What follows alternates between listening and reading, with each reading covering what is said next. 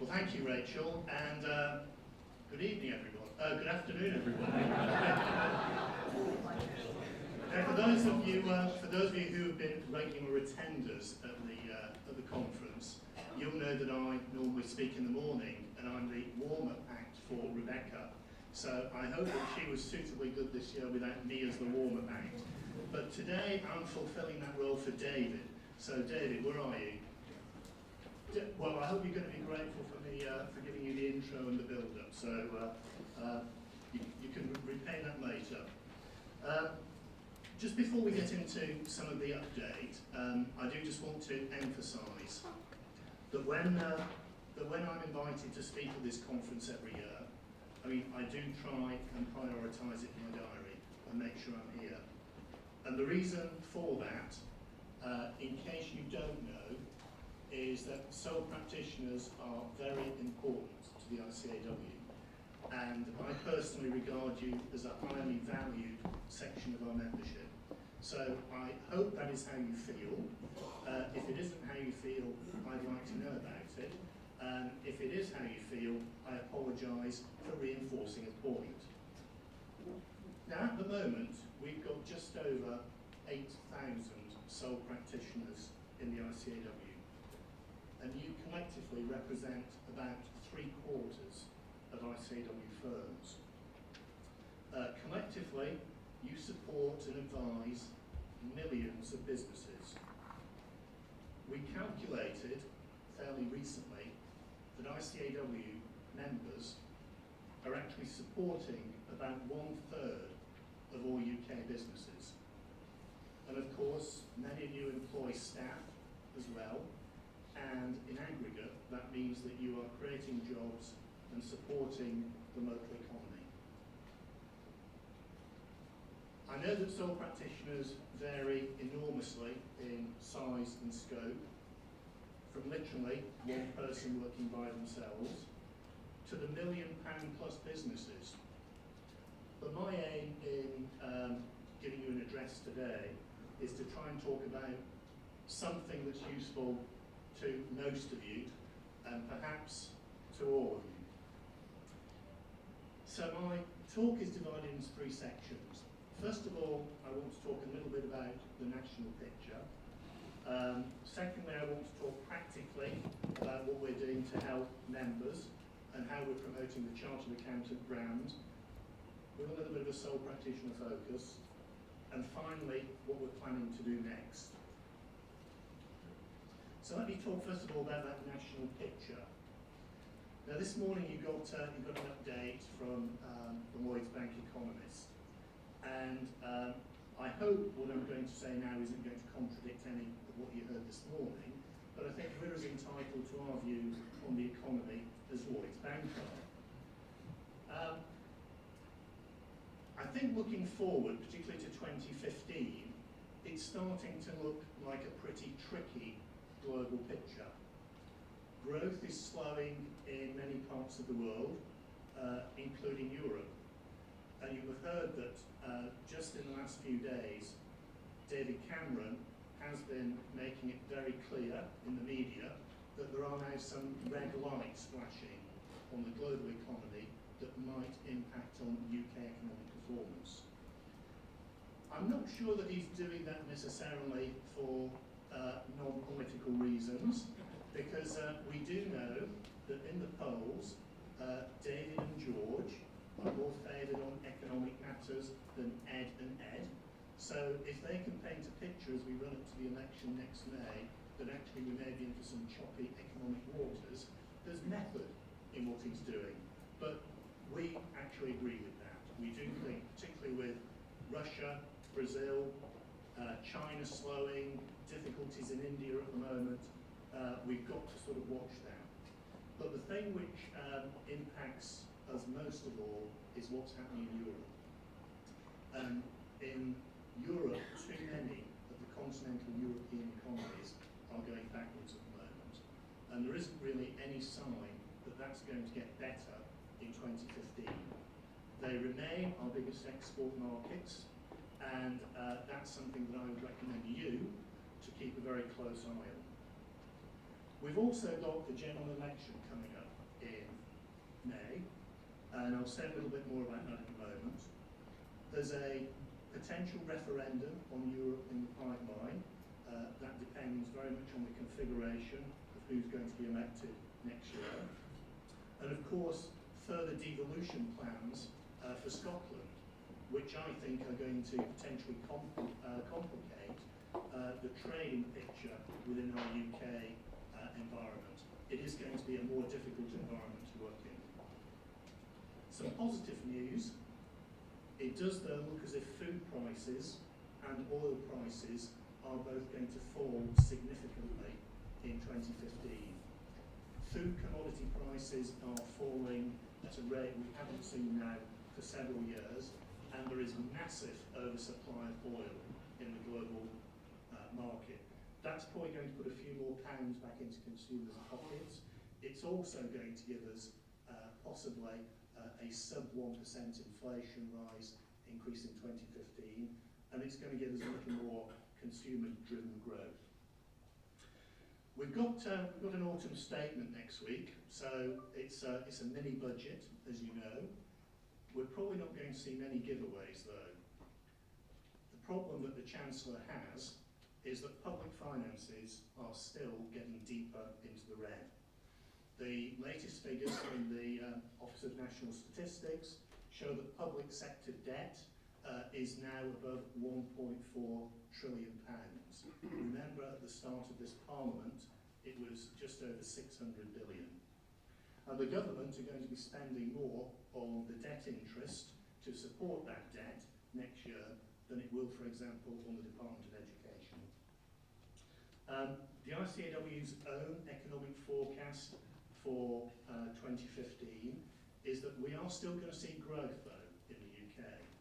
And we're anticipating 2.6% growth versus the 3.1, 3.2 that we'll see this year. Now, we've written to the Chancellor ahead of the autumn statement to suggest some practical measures that we think can help secure economic recovery and encourage further business-led growth. Our three key suggestions are, first of all, on the public finance side, they still need someone in charge of government finances who's actually qualified and knows what they're doing. Now, you may remember that we published this last year, a CFO at the Cabinet table. Now, we were encouraged when the government announced in 2013 that as a result of this and other representations that were made to them, they were actually going to create a CFO position. But it didn't happen. What they decided instead was that they were actually going to appoint a Director General of Public Spending. We want to see someone, though, who covers both income and expenditure and looks at also managing the national balance sheet. You can read more about the CFO at the Cabinet table proposal on our website, but we are planning to do an update on that in early 2015 before the election. The second thing we've written to the Chancellor about is we want to see the British Business Bank investing in better financial advice for small and medium-sized businesses. We would like to see the British Business Bank encouraging small and medium-sized businesses to use the government's Business Finance Advice Scheme as a go-to source for financial advisors like you to help SMEs become finance ready. I mean, this is a free service, and we also want to see a better procedure for finance-rejected SMEs getting advice in order to correct whatever caused that rejection in the first place. That's going to better allow banks and other investors to invest in those businesses.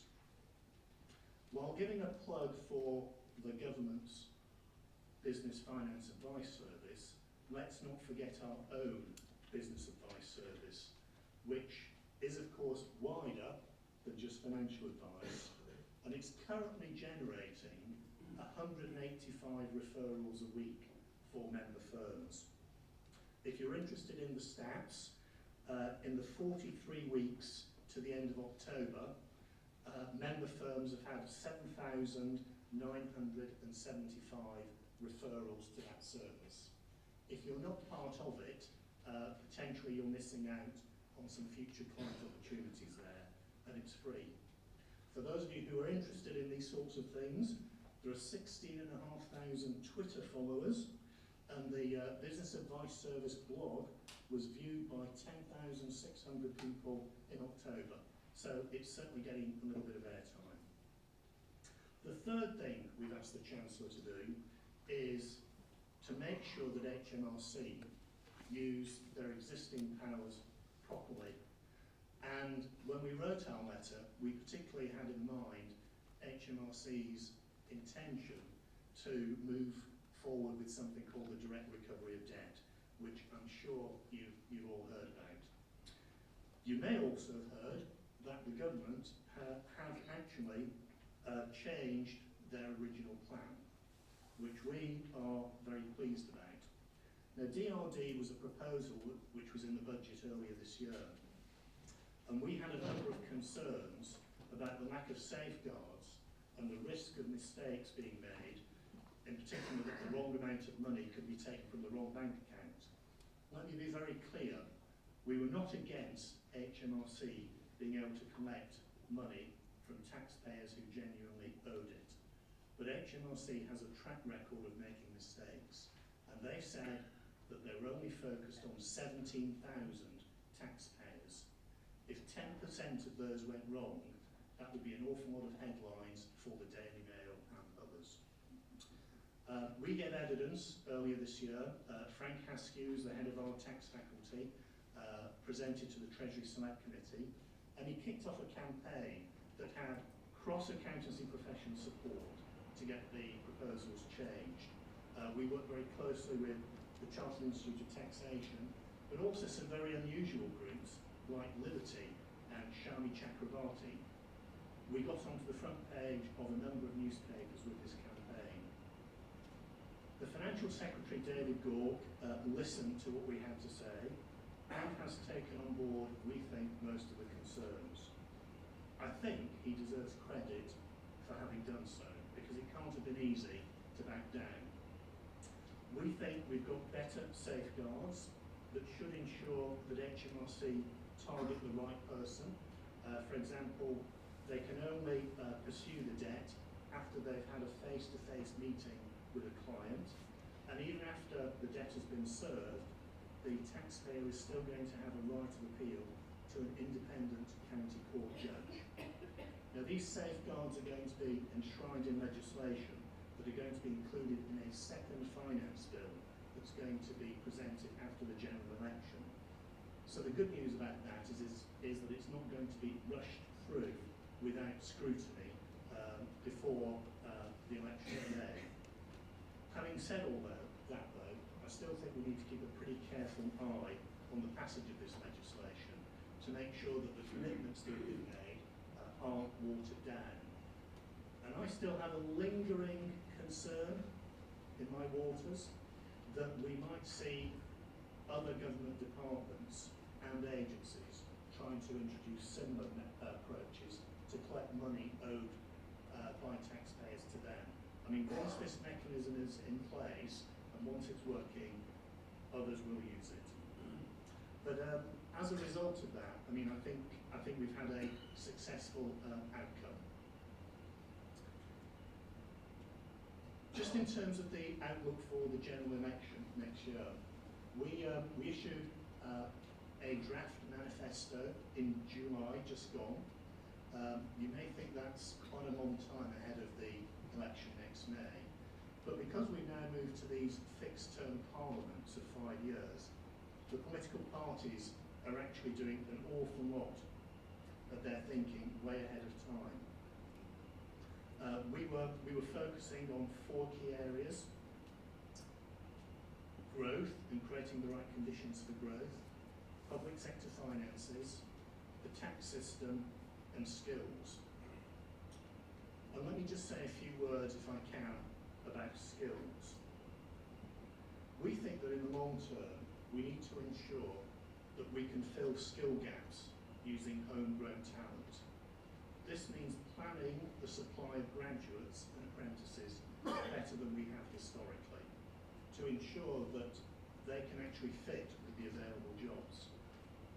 It also, though, means ensuring that young people are actually work ready, and we'd like to see work experience compulsory in all schools.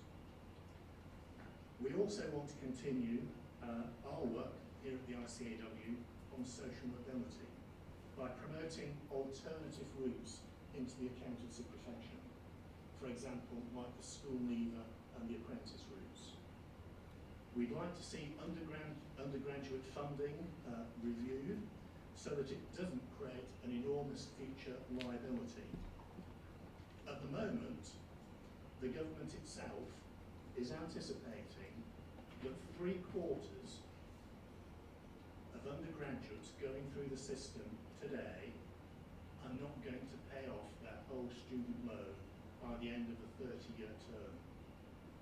This is not sustainable. We also think that it probably means that free universal higher education is probably cheaper than the system that we've moved to. But you probably knew that anyway. We've also done a lot of work on skills within the profession this year, and I'd just like to highlight one or two things that we think you might be able to do and that you might be interested in. Lots of these things don't involve onerous amounts of time, sometimes just an hour, perhaps a day, even a year, but they are all things that we think you could do. First of all, taking on a work experience pupil. If you're interested in actually providing a work experience placement, we have developed something called the Accountancy Work Experience Toolkit. Now this is the employer version, but there's also one for the student who would come into the practice. We do this so that you don't have to think about what you need to do and invent a curriculum for them to work on in the course of the week. If you want to do that and you're interested in it, you can do that either through the ICAW, but local authorities are also advertising for it, but as are schools. And you can often specify what sort of pupil you're hoping to take on and vet them before you do so. A good placement usually lasts about a week, and members who have done it say it takes about an hour of their time a day to look after that individual.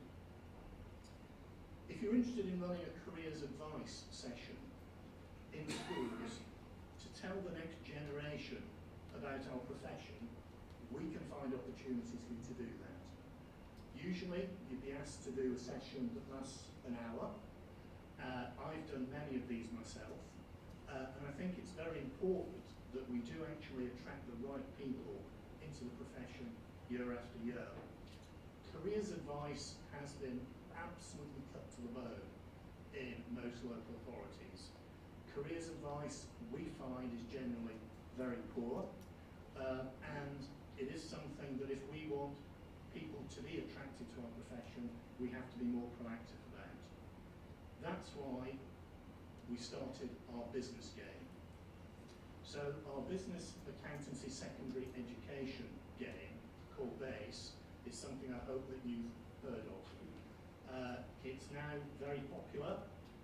Last year, 600 teams took part from various secondary schools around the country, and it's all about helping young people understand what an interesting environment business is to work in, and what an interesting career becoming a chartered accountant can be. It's a day-long session.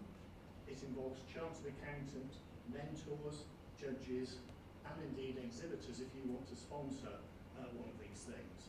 But they're hugely popular. We stock the list now at 600 teams a year because frankly we can't cope with more than that.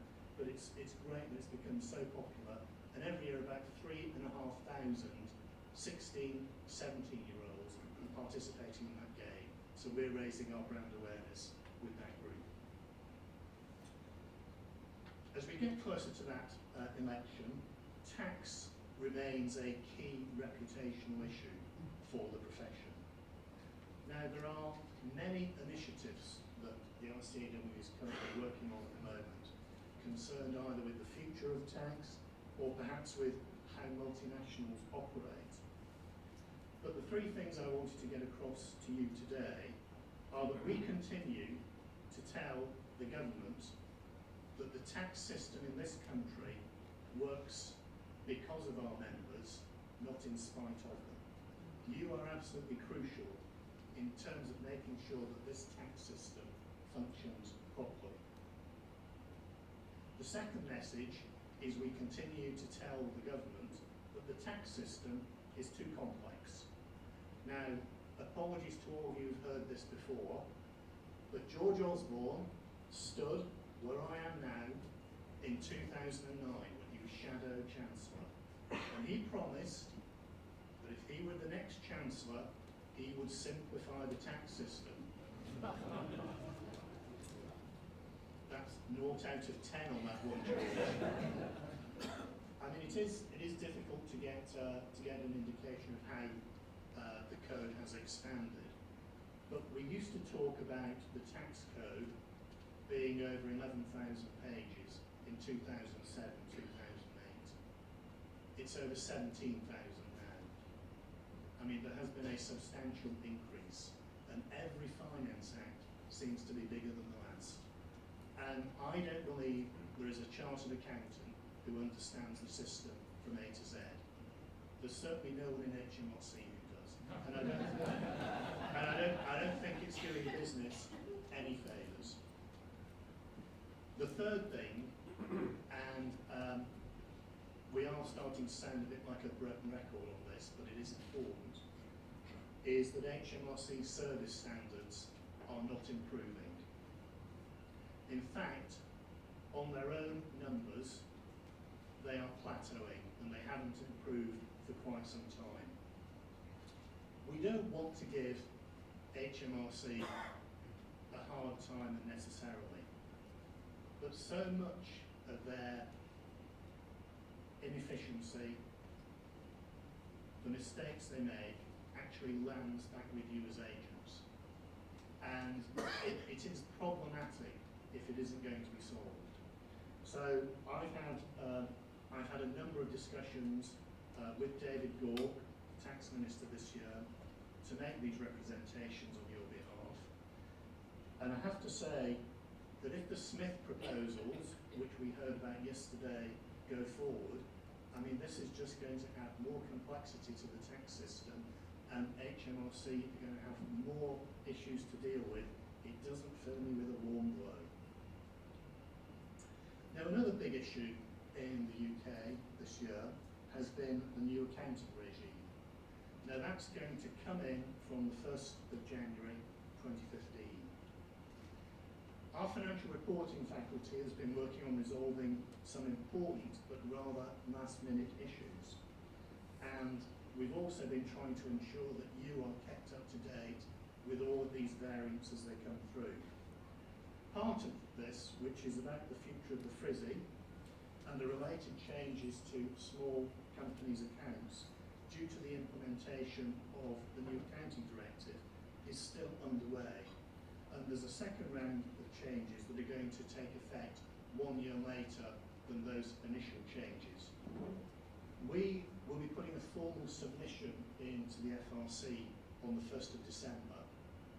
And we're working with a wide group of members to make sure that we have the best submission possible and we're able to influence the outcome of that consultation with both the FRC and BIS. If any of you have any last-minute comments, it isn't too late to submit those to us via our draft on the website, or indeed, you can do that directly with HMRC. There have also been some regulatory changes to something called the Consumer Credit Regime. Now, this is something that preoccupied us in the early part of this year, because the new regulations for consumers were introduced by the Financial Conduct Authority, and they were proposing that they would change the previous regime that all our members had through member firms to be group registered. They hadn't taken account of that in their first draft of the regulations, but as a result of the work that we did with them, they approved our transitional regulations for consumer credit, which replaced what formerly existed, which was known as the Group Consumer Credit Licence from the OFT. Now, this is to allow firms to carry on conducting credit-related activities. That's the jargon. In the same way as you would have done formerly under the group licence. Now, you may think this doesn't apply to me, but as soon as you advise your clients on anything related to debt, for example, you are caught by this. So it was very important that we got this registration for ICAW member firms. So going forward, most ICAW member firms don't need to either re-register for this or to register with the Financial Conduct Authority. However, because of the way that the new law has been drafted, and because it isn't exactly the same as the old consumer credit licence, not all firms that could use our group consumer credit licence will be able to use the new arrangements. We think that we've contacted all the firms who need to do something about this. But can I just point out to you, if you are in any doubt, there is COCUS guidance online, and you should just check it if you are in any way concerned about it. Let me move on to the second bullet point I talked about, which was practical help for members. So first of all, let me talk about promoting the Chartered Accountant brand, because ultimately this is about making sure that you are sufficiently high profile and known about, that you can attract new clients. We've been running a major advertising campaign this year, which started in late summer, around awareness of what ICAW Chartered Accountants can do and why our members are different to others. It's focusing on the value that they bring, and I hope that you've seen some of those ads. They've been featured on various media, and I'm pleased that I can tell you I've just authorised further spend on this campaign, which is going to be focused entirely on regional cities between now and the year end. And it's to remind the public about chartered accountants in that period before January. I hope that's for obvious reasons. I've already mentioned the business advice service. That continues to go from strength to strength, and I hope those referrals are something that you would be interested in learning more about. So how about new services for members? Well, those of you who were here last year will remember that I spoke about probate and alternative business structures, which took rather longer than we were hoping to get that final registration. But as of August this year, the ICAW became a licensing authority and regulator for probate. That has taken over 2 years of work, but we do believe it creates new opportunities for members in practice who want to offer probate services. It also offers opportunities for you if you want to create an integrated business with other professionals to use an alternative business structure. Now, we believe that this is going to open the market up for consumers, and the type of consumer who might be interested in this would be someone who has a long-standing relationship with a chartered accountant. Perhaps you've done their tax over many years, you are their trusted advisor, and they want you to handle this final legal piece for them as well. It might be a small proportion of firms to begin with, but we hope it's going to grow. And we knew that members were keen to offer these services, and having more providers in the market should be good. we are the first non-legal body to become a regulator of probate. If you want to make an application, you need to be appropriately qualified. So for ICAW members, that involves you attending a short probate course, which is run by SWAT, and passing an assessment. We've had dozens of members who've already done that, and there are about 30 firms currently in the pipeline moving through to accreditation. In fact, the first two who got accreditation, one was firm number 20 in the ICAW hierarchy, the second was a sole practitioner from the Southwest. And I just want to remind you that probate is the start of what we hope to do in the legal services area, not the end. There will be some more applications that follow. I'd like to mention something called the Business Finance Guide, which we produced in the summer with the British Business Bank and 17 other organisations, which is focused on small and medium-sized businesses. If you haven't seen it, that's it. It's been produced so that you can give it to clients if you wish. The organisations that we work with on this include the CBI, the Federation of Small Businesses, and indeed the banks. And it's reached a very wide audience. The print run has been over 70,000 copies from ICAW, and they've all gone.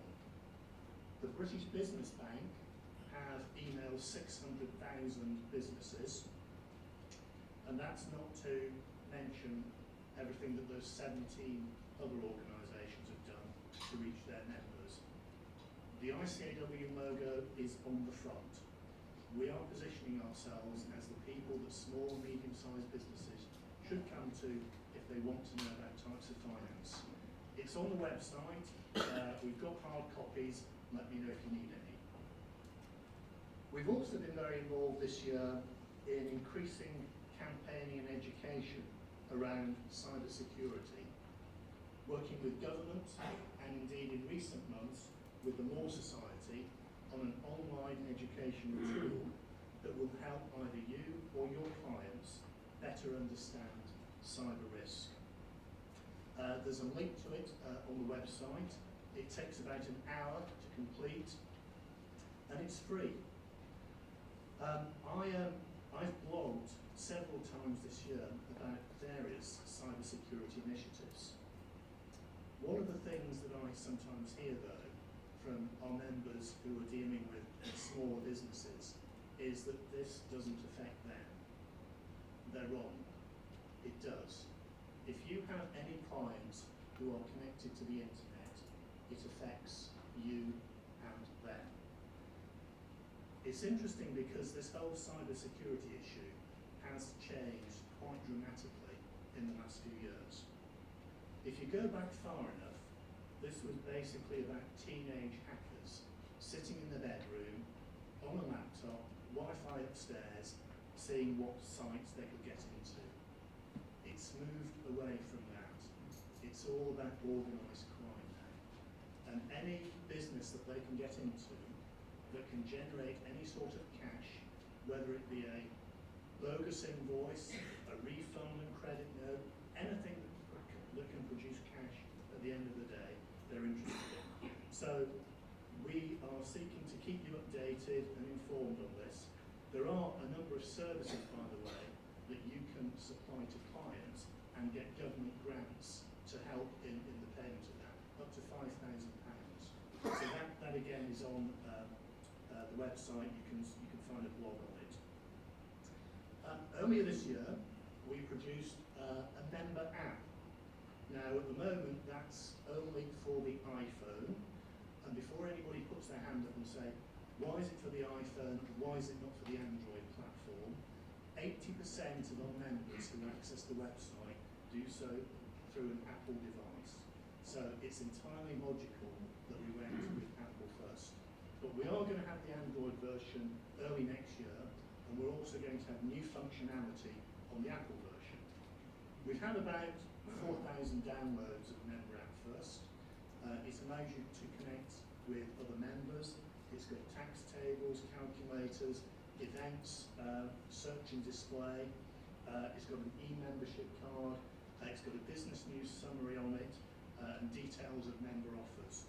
We developed it in conjunction with our practice committee, and the enhanced version that we're going to launch in 2015 has also been done with their input.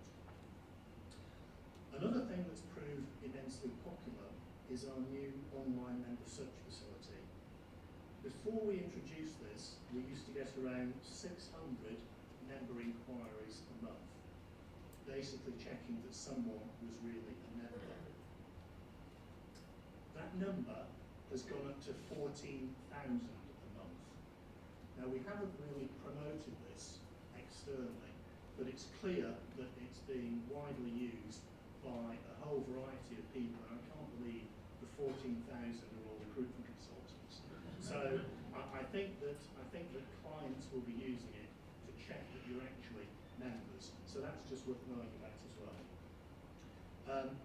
As sole practitioners, you may not have a big support team in your office.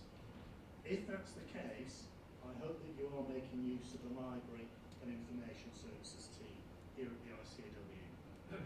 They can do most research that you would want for free, and we have changed that this year. So that's now not going to cost anything.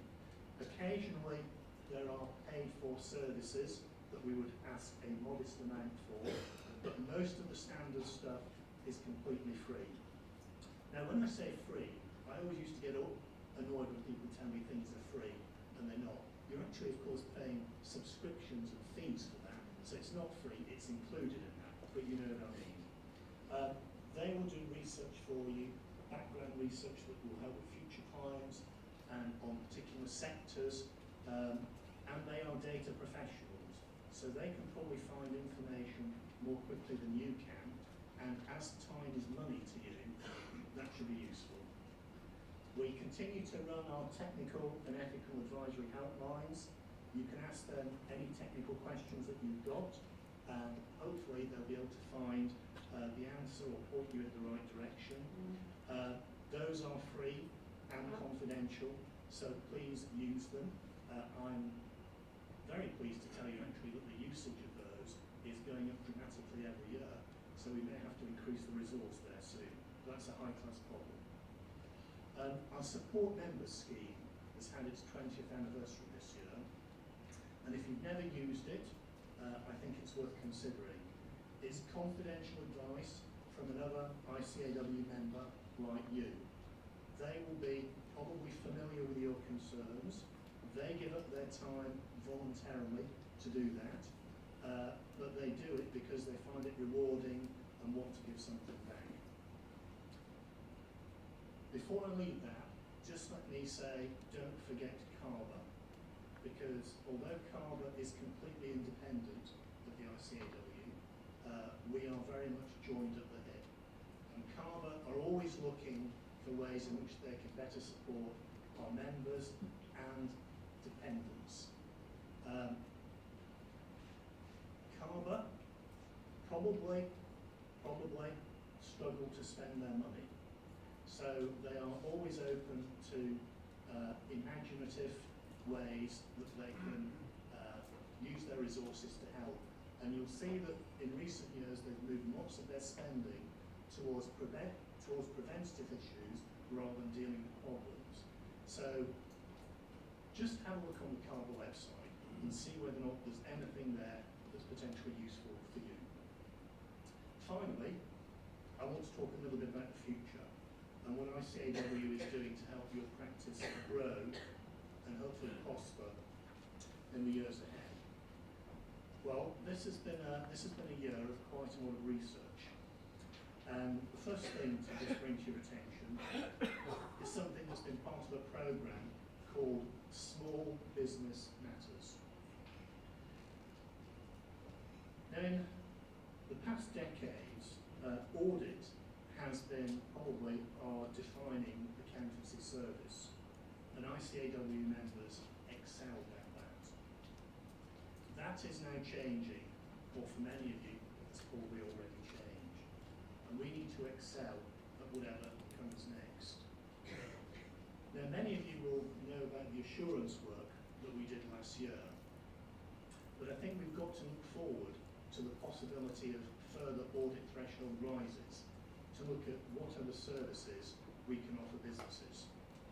If you haven't seen the assurance work, it's on the website under assurance options, and it's designed to be something that you can give to clients to help them understand why they might choose assurance or indeed an audit, but at least inform them as to what their options are.